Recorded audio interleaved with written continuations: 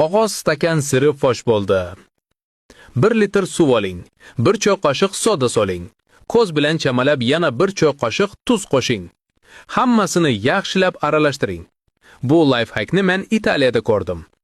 Kofe beriladigan 1 martalik stakanni oling va suvga shunday qilib soling. Uni yarim soat suvda qoldiring. 30 daqiqa o'tdi. Ko'rib turganingizdek, stakan allaqachon yumshoq qolgan. Suvning rangi o'zgardi. Qarang, qog'oz bo'laklari suvda suza boshladi.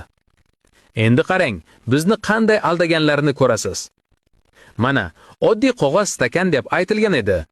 Ammo aslida stakan umuman qog'ozdan emas, balki oddiy plyonkadan yasalgan ekan. Shuning uchun biz kofeni qog'oz stakanda emas, balki oddiy polietilen stakanda ichamiz.